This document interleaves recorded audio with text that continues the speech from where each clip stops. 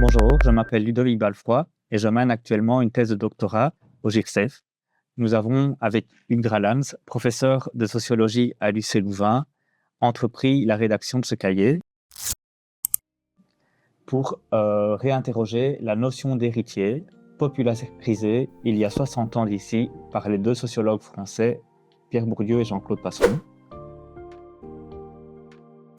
Dans les années 60, Bourdieu et Passeron décrivaient les héritiers comme des étudiants issus de milieux familiaux favorisés qui entretenaient une certaine proximité, une certaine familiarité avec la culture, avec l'art, avec la musique, avec la littérature, et dont cette familiarité leur apportait un capital culturel qui allait être très bénéfique aux étudiants dans le cadre de leur réussite scolaire et académique, puisque cette réussite semblait quasi naturelle et innée. Ce capital culturel un peu classique reste important, mais il a également évolué. Pensons par exemple au fait du choix de l'établissement. Aujourd'hui, ce qui est important parmi les héritiers, c'est de choisir une école prestigieuse, réputée, choisir également des options, des filières particulièrement distinctives au sein d'un système éducatif complexe et massifié. C'est aussi un capital culturel qui s'internationalise au sens où ce sont les trajectoires de mobilité, d'expérience à l'étranger qui permettent l'apprentissage des langues, qui vont jouer un rôle grandissant.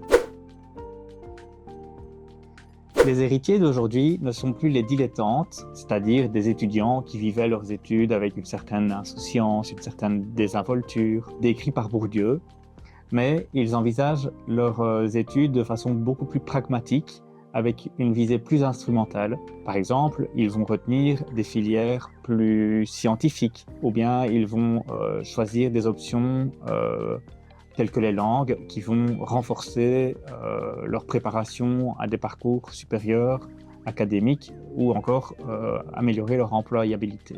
Leur rapport à la culture a évolué également. Les héritiers sont encore plus fréquemment de grands lecteurs que les autres, plus nombreux à fréquenter les musées ou à pratiquer des activités artistiques, mais leur goût, leurs pratiques culturelles se sont ouvertes, se sont diversifiées. On dit au fond que le rapport à la culture de ces étudiants, des catégories des classes supérieures, est marqué par un éclectisme culturel. Ils aiment un peu de tout et ils sortent des pratiques culturelles classiques, légitimes, pour aller vers des choses plus variées aujourd'hui.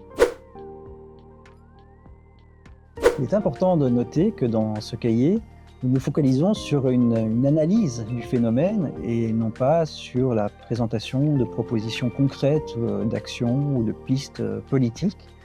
Néanmoins, nous pensons que si vous vous intéressez à la question des inégalités d'accès et de réussite dans l'enseignement supérieur, vous serez intéressé par ce que nous proposons dans ce cahier, parce que comprendre, connaître les mécanismes, les processus qui contribuent à la fabrication des inégalités d'enseignement dans le supérieur est un préalable si on souhaite contrer ces inégalités, s'y attaquer.